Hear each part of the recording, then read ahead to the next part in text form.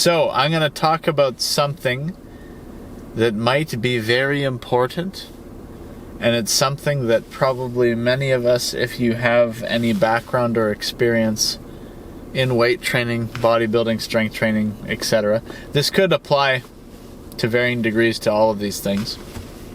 But if you've been in this area for a while, you might not realize the level of importance it might have, right? And it's a pretty simple thing that we're all probably used to hearing about to some degree, but we may not know just how important it is. And what is that thing, you may ask? Quite simply, you could refer to it as recovery ability. So this is how Mike Mentzer referred to it, at least one of the ways he referred to it. And so what is that? What is recovery ability? How I'll describe it off the top of my head is a person's, I'm going to try not to use the words in the definition here, a person's physical capacity to adapt to change and how long that takes. It sounds a bit too wordy when I say it like that. It's just a person's ability to recover from stress. Is that a fair description of recovery ability? And so I'll give an example and we'll see if my definition kind of checks out. You go and train at the gym. You do bench press. Okay? You lift some heavy weights or whatever. Regardless of the sets, reps, intensity, weight, whatever, you physically exert yourself. Okay? You apply stress to the muscles. How quickly do you fully recover from that workout? Do you recover within an hour? Do you recover within a day? Do you recover within 3 days? Now this might vary depending on whether you're on anabolics or not, right? Well, it would probably definitely vary if you're natural versus enhanced, like from on an individual level, right? So you as a natural will probably recover slower than if you were on anabolics, right? And this is not me saying you should take anabolics. It's just in terms of the factors at play. If you're a natural, you as a natural bodybuilder or strength trainer or whatever may recover faster than someone else you know, or someone else out there in the world, or you may recover slower than someone else out there in the world that you're comparing yourself to. It might be fair to say that, in general, no two people are exactly alike. Fair enough? And so Mike Mentzer talks about this in at least one interview about the variations of recovery ability in humans. So there are people with different variations of sunlight tolerance, like in terms of getting a suntan. Some people burn easy, some people burn less easy. There's variations in height. Some people are taller, some people are shorter, right? And so when it comes to recovery ability, are some people able to recover more quickly than others, some able to recover more slowly than others? Why does this matter? When you're training, how soon after you train are you recovered? Is it fair to say it can vary from person to person, even if they do the same workout, right? Why does this matter? If your recovery ability is not the greatest, let's say, not just in terms of a local muscle recovery, right? Like let's say you train chest, not just in terms of is your chest muscles recovered, but is the entire system, the whole body system fully recovered? This is something that Mike talks about, where he kind of emphasizes it or talks about it in such a way where it's not just about the local muscle group being recovered from the workout, but the entire body system, nervous system, whatever, etc., is the entire system recovered from the workout, which apparently takes much longer. Why does this matter? Again, why does it matter? If you are training again before you are fully recovered, are you leaving gains on the table? To say it in a very bro science kind of way. So, Mike talks about recovery, or rest and recovery, as not just that recovery and muscle building occurring at the same time, but he makes it sound like you recover, then you grow. If that's true, where the recovery happens first, then the growth happens after, then if you're training again before you're even fully recovered, are you always leaving a substantial amount of gains on the table? Like, think about that. If Mike is right, how many gains, whether it's muscle size, strength, are people leaving on the table, not getting access to, not fully realizing, or not realizing as quickly as they could be if they rested enough? What is enough rest? This is something you may have to figure out for yourself. And there's ways to do this, or a way to do this, at least one way to do this. And I won't leave you hanging on that one. I'll just tell you right now. Just if you are at a sticking point of where your progress is halted, just take several days off and come back and see if you're stronger, or you could get more reps with that same weight than last time. And if it still isn't happening, assuming that the other factors are in proper proportion here, right? So let's assume that your diet is dialed in enough, where you're getting enough calories, whatever that is for you. And let's say that your training is intense enough, right? And you could follow Mike Mentzer's training methodology to judge if your training is intense enough, roughly. And then after that, after those other things are dialed in, then you could be like, okay, how long did I rest after the workout? I rested 2 days. Is that enough? Well, the strength didn't go up. Let me try 4 days. Didn't go up. Let me try 5, and so on and so on. Let me try 7. Boom. Strength went up. This could be a theoretical thing, right? Because maybe for you it doesn't take 7 days of rest. Maybe for you it only takes 4 days of rest. You might think that's a lot of days. When I was first hearing about this, where Mike suggests that the average person, I think this is for natural lifters, trains once every 4 to 7 days, that can sound like, what? To somebody that's used to a high volume training methodology of all these days in the gym, all these hours, all these reps, all these sets. But for Mike Mentzer, it's that you would train as a natural, probably an average of once every 4 to 7 days. And for each workout that you do, each like you would just do a single set to momentary muscular failure. And however many workouts you're doing in that gym session, like let's say like right now, I'm trying out Mike Mentzer's consolidation program, I think is what it's called. I think I'm trying like the most modern version of it that he developed, where it's basically of workout A and workout B, and I do it on Mondays. So I'm taking 7 days in between workouts, as far as I understand, just working out on Mondays.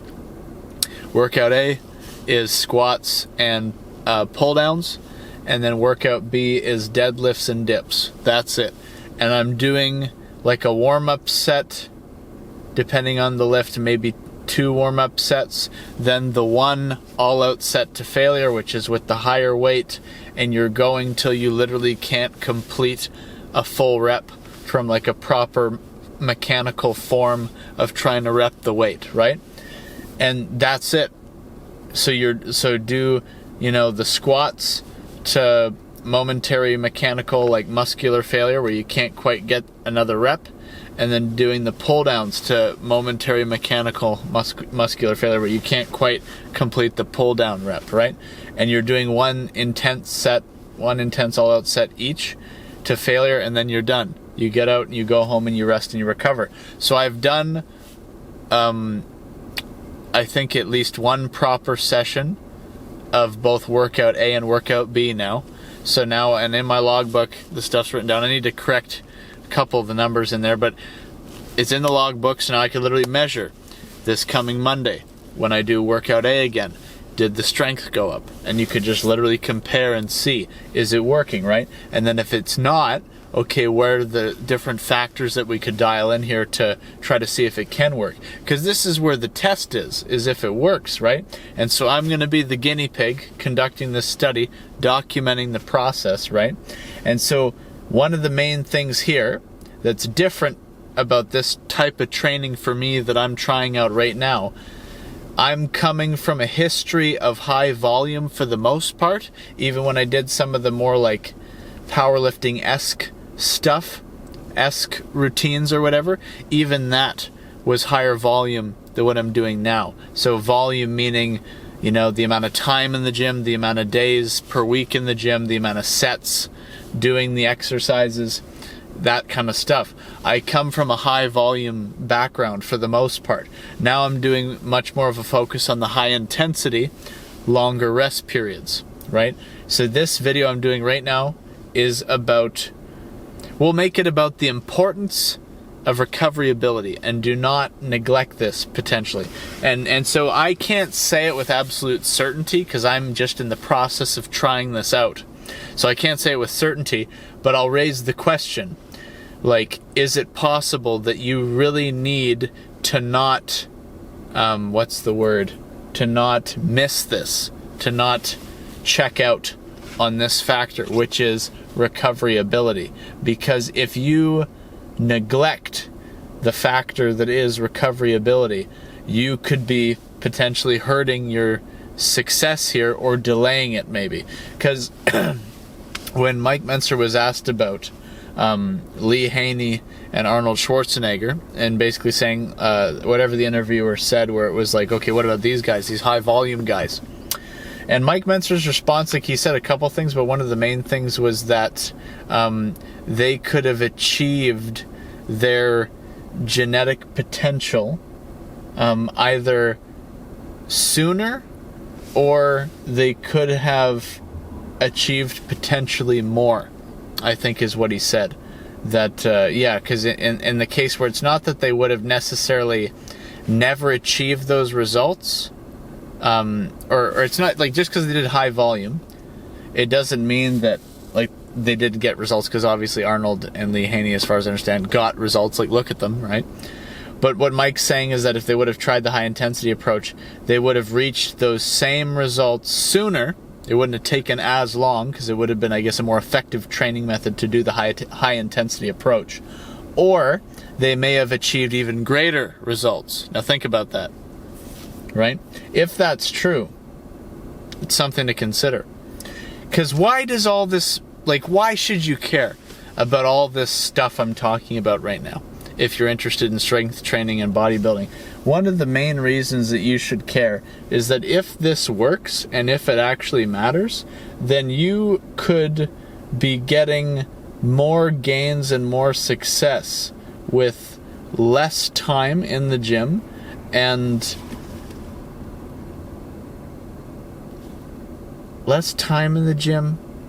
and it doesn't mean that you can be lazy, though.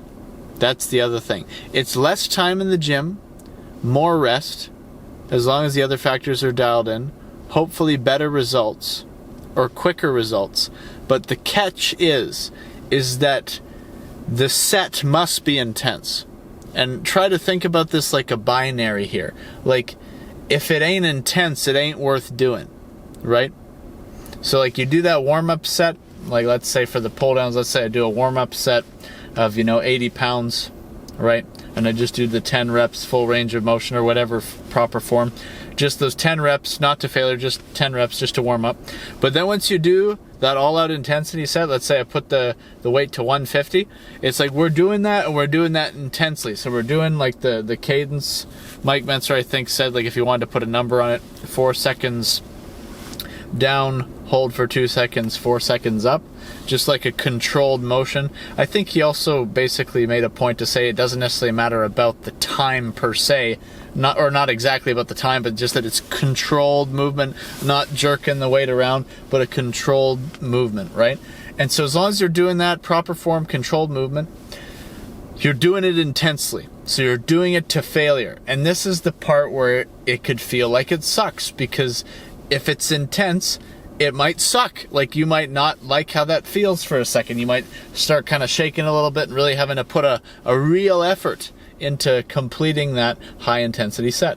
But Mike emphasizes that last intense rep is like key in activating what he calls the growth stimulus, right? So he basically kind of paints the picture that growing in bodybuilding, it's like a switch that's flipped on or off. Either the growth stimulus is on or it's off. And that last intense rep to momentary muscular failure is what flips on the growth switch. So if the set is not intense, if it doesn't go to failure, then from the perspective of high intensity training, if it doesn't go to failure, then it might not even be worth doing. So it's like you have to go to failure if you want it to work, right? And then that is what allows you this method of training hard, intensely, and then taking a generous rest period to not just recover, but then to also grow. Because Mike uses that analogy of digging a hole, right? Where, you dig a hole when you do the workout, then your body has to fill in the hole. That's the recovery, filling in the hole. But then you got to build the mountain on top of the hole, and that's the growth. And so if you keep digging the hole before your body has time to fill in the hole and then build the mountain on top, is that where the gains gets left on the table? That's kind of my bro science conclusion to that analogy. Hopefully I'm getting the analogy right here. Feel free, please look at Mike's stuff. Mike passed away some years ago now, but his teaching is on YouTube. One of the good channels to go to is Heavy Duty College on YouTube. Feel free to give that a subscribe. There's lots of material there. Also, if you want to join me on my testing of this heavy duty style training, this high intensity training, consider subscribing to this YouTube channel and also School Community, link in description, where you could not only join me in the journey of my progress, hopefully, but you could even post your own stuff. I have resources in the community. It's all free. It's free to join, and there's resources posted in the community, like different videos for you to watch if you want to learn more about this, because some of the main names in terms of high intensity training are going to be Mike Mentzer, Arthur Jones, Dorian Yates. Dorian Yates might sound familiar if you're kind of familiar with the sport of bodybuilding. I think he is regarded as the first mass monster, right? And so there's some stuff here that's worth considering, especially because this, in a way, is kind of revolutionary thinking in terms of building muscle and strength. I'm not sure exactly in the same way that it pertains to strictly strength training, but Mike makes the argument that in order for a muscle to grow stronger, it must also grow bigger. So it might be possible that strength and size are kind of interlinked. Whether it's a complete always one-to-one, I can't say with certainty. But if you want to get strong, or if you want to get big, it might be worth considering Mike's methodology here on the high-intensity, heavy-duty training. So I'll kind of leave that there. The key takeaway is do not count out, or do not discount, or don't skip a beat on this whole recovery ability thing. If there's one takeaway from this video, do not neglect your recovery ability, and whatever it is, whether it's really good or really poor, adapt your recovery time to what your recovery ability is. The only way that you could really figure that out is through trying to take more rest days and see if the results improve in terms of what you're able to do in the gym, right? And stuff like that. So track your results, especially if you're only doing a few sets per workout. It's easier to track your results. Just get like a cheap notepad and pen kind of thing. Just start tracking it. Beyond that, the main reason why you should care about recovery ability and taking more rest days between workouts is that it may help you to achieve more success, more gains, and in potentially less time. I cannot guarantee this, but one of the main ways to find out is to try it. If you've been having issues with making progress, it might be worth trying this different kind of training methodology. So yeah, to try to prevent leaving extra gains on the table, consider taking more rest days between workouts and doing the high intensity training instead of the volume training. Key takeaways here. Okay, thanks. Have a good day, guys.